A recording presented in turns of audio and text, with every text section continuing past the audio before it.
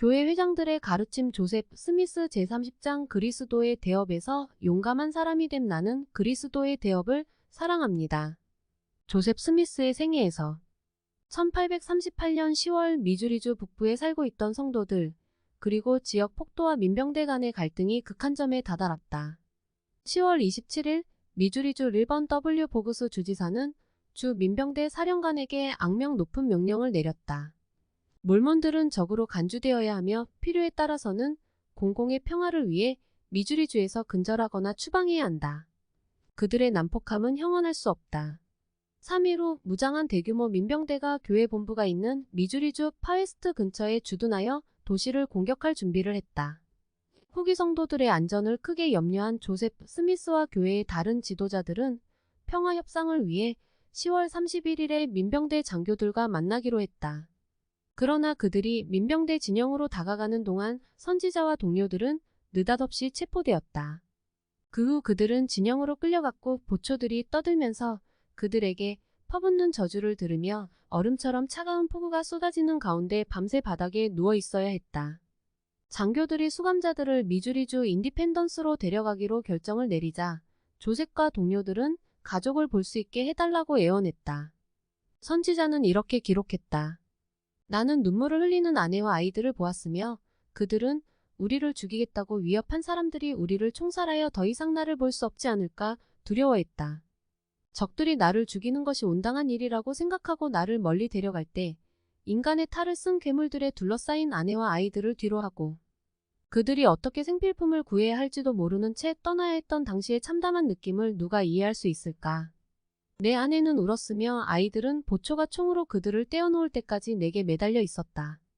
미주리주 리치몬드에서 수감되어 있던 교회 지도자들은 여러 시간 동안 간수들이 성도들을 공격한 일에 대해 자랑하는 것을 들었다. 갑자기 조셉 스미스가 일어서더니 예수 그리스도의 이름으로 명하노니 너희는 조용히 하라. 고 말했다. 인디펜던스에 잠시 억류된 후 선지자와 교회의 다른 지도자들 몇몇은 미주리주 리치몬드로 이송되었다. 그곳에서 그들은 낡은 통나무집에 감금되어 사슬로 묶여 있었으며 많은 간수들이 그들을 감시했다. 선지자는 리치몬드에 있는 감옥에 3주가량 투옥되어 있다가 미주리주 리버티 감옥으로 이송되었다.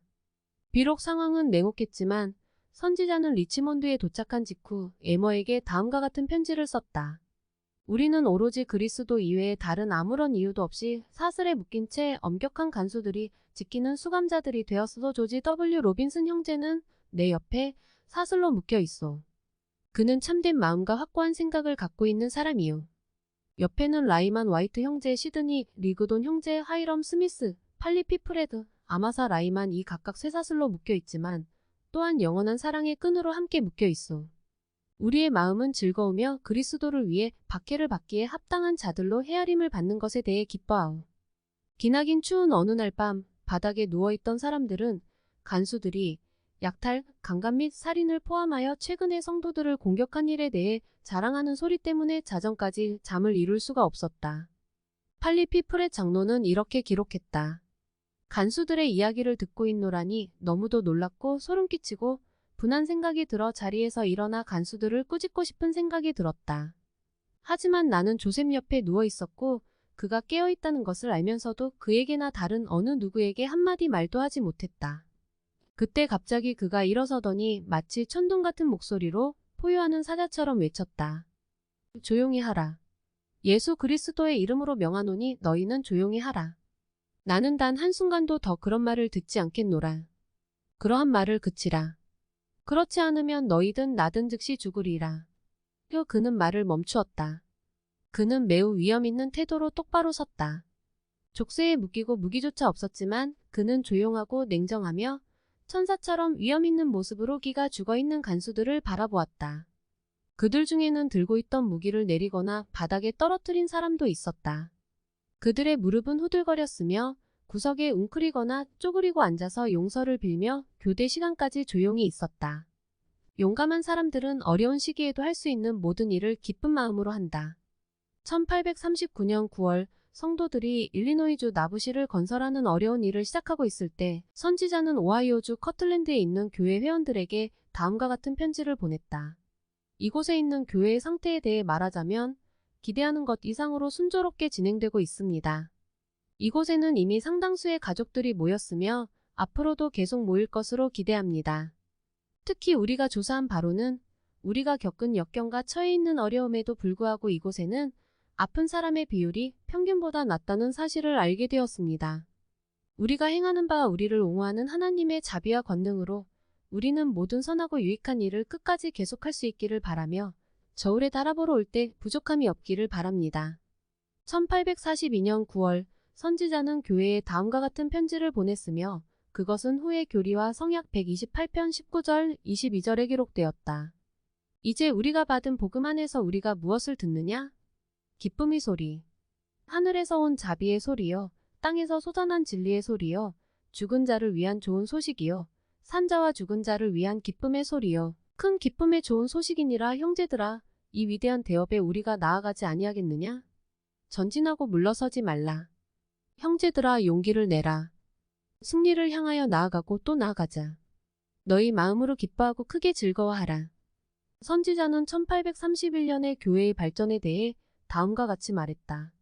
주님께서는 분명히 우리에게 수행해야 할 일의 정도에 맞는 권능을 주셨으며 우리 앞에서 펼쳐지는 경주에 필요한 힘 그리고 우리가 필요로 하는 만큼의 은혜와 도움을 주셨습니다. 용감한 사람들은 그리스도의 대업을 사랑하며 그리스도와 같은 성품을 키우기 위해 노력한다. 저는 그리스도의 대의와 미덕, 순결, 올바르고 한결같은 행동, 그리고 거룩한 생활을 사랑합니다. 저는 하나님 앞에서 유덕하고 올바르고 거룩한 생활을 하는 것을 믿으며 제 온 힘을 다해 모든 사람이 그렇게 하도록 설득하여 그들이 악행을 그치고 선행을 배우며 의로움으로 자신들의 죄를 사하도록 하는 것이 저의 의무라고 생각합니다. 축복받은 예수님의 자녀들을 아름답게 하는 모든 훌륭한 자질들을 더하여 우리의 신앙을 강화하면서 우리는 기도를 드려야 할 때 기도를 드릴 수 있고 이웃을 우리 자신처럼 사랑할 수 있으며 하나님 왕국에서 받을 보상이 크다는 것을 알므로써 환난 중에서도 충실할 수 있습니다. 이 얼마나 큰 위로입니까? 이 얼마나 큰 기쁨입니까? 의로운 생활을 하여 주님과 같은 보상을 받도록 합시다. 의로움은 매사에 있어서 모든 성도들의 목표가 되어야 하며 교리와 성약이 출판될 때 그들은 자신들에게서 위대한 것들이 기대됨을 알게 될 것입니다. 하나님의 영광만을 전념하여 구하는 눈으로 선행하고 의를 실천하십시오. 그러면 여러분은 주님께서 모든 사람들의 행위에 따라 보상하실 때 여러분의 보상을 받게 될 것입니다. 예수 그리스도의 이름으로 우리는 여러분이 많은 환난을 겪고 난 후에 오는 축복을 받기에 합당한 생활을 하도록 간구합니다. 이 축복은 끝까지 충실한 자들의 영혼에 흡족하게 주어질 것입니다. 지금부터 진리와 의가 여러분 안에 퍼져 거하게 하십시오. 매사에 절제하십시오. 술과욕 그리고 모든 저속한 언어, 불의하거나 거룩하지 못한 모든 것, 적대감, 미움과 탐욕, 거룩하지 않은 모든 욕망을 삼가하십시오. 서로에게 정직하십시오. 어떤 사람들은 정직하지 않은 것처럼 보이고 어떤 사람들은 무자비해 보이며 탐욕을 부립니다. 하나님은 그런 성품들을 싫어하시며 누구도 막을 수 없는 하나님의 위대한 계획이 진행 중이기 때문에 이런 자들이 슬퍼하게 될 때가 올 것입니다. 시온은 죽은 것처럼 보이더라도 살아날 것입니다. 인간의 구원을 간절히 바라는 사람으로서 저는 여러분 모두가 덕과 거룩함과 주님의 계명을 위해 신실하게 노력할 것을 상기시켜 드립니다. 선하고 현명하며 공의롭고 대범한 사람이 되십시오. 무엇보다도 항상 선한 행실이 가득하며 자애로운 사람이 되십시오. 건강과 평안 그리고 우리 하나님 아버지의 사랑과 주 예수 그리스도의 은혜가 여러분과 함께하기를 바라는 것이 영원한 복음 안에서 여러분의 헌신적인 형제요 친구인 저의 간절한 기도입니다. 온유하고 겸손하며 올바르고 순결하며 악을 선으로 대하십시오. 인생의 모든 상황에서 겸손하고 인내하십시오. 그러면 우리는 더욱더 영광스럽게 승리할 것입니다. 우리는 형제들에게 빛의 자녀들과 낮의 자녀들처럼 행동하기 위해 겸손하고 경건한 사람이 되도록 담대히 권고하고 싶습니다. 그리하여 그들이 모든 유혹을 이기고 우리 주 예수 그리스도의 합당한 이름으로 모든 악을 극복할 수 있기를 바랍니다. 용감한 사람들은 이 생을 사는 동안 자신을 발전시키고자 노력한다. 모든 사람이 포도원에서 보인 근면과 인내에 따라 보상을 받는다는 생각이 이 기쁜 소식을 전하는 자로 부름받은 모든 사람에게 영감을 줌으로써 그들이 자신의 재능을 발전시켜 다른 재능들도 받을 수 있도록 해야 합니다. 그렇게 한다면 주님께서 그분의 종들의 행위를 보고받고자 앉으실 때 잘하였도다 착하고 충성된 종아 내가 적은 일에 충성하였음에 내가 많은 것을 내게 맡기리니 내 주인의 즐거움에 참여할지어다 마태복음 25장 21절라는 말을 들을 수 있을 것입니다. 하나님의 신성한 요건에 따라 우리는 하나님 보시기에 합당한 자가 되는데 방해가 되는 요인은 무엇이든 멀리해야 합니다. 인간은 자신들이 누리도록 허락받은 모든 축복을 얻기 위해 하늘에 의존해야 하며 자신들에게 부여된 모든 기회에 대해 책임을 져야 한다는 사실을 자주 망각합니다. 형제 여러분, 종들에 대한 구주의 비유에서 주인은 그의 종들을 불러 그들에게 각기 여러 달란트씩 나누어 주고 그가 잠시 외국에 나가 있는 동안 그 돈을 불리게 하였으며 그가 다시 돌아왔을 때 그들을 불러 결산을 했습니다. 마태복음 25장 14에서 30절 참조. 그것은 지금도 마찬가지입니다. 우리의 주인은 잠시 동안만 다른 곳에 가 계시며 마지막 날에 그분은 각 사람에게 보고하게 하실 것입니다.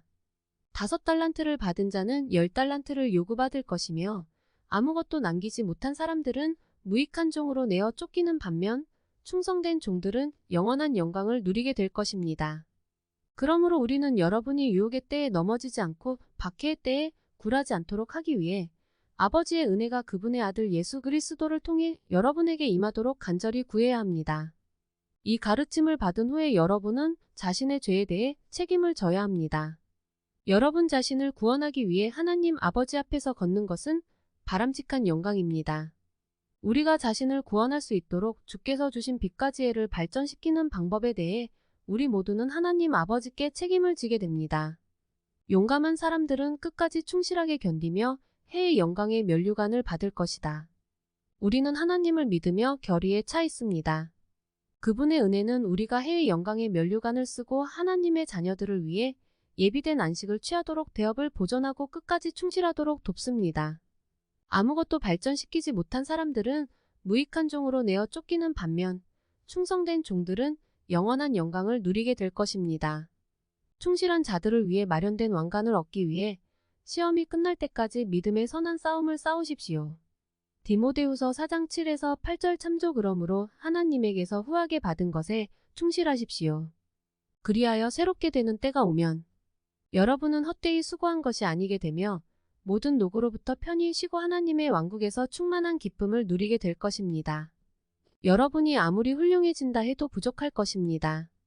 인내는 천상의 것이며 순종은 고귀하고 용서는 자비로우며 승형은 신성합니다. 끝까지 충실한 자들은 결코 자신의 보상을 잃지 않을 것입니다.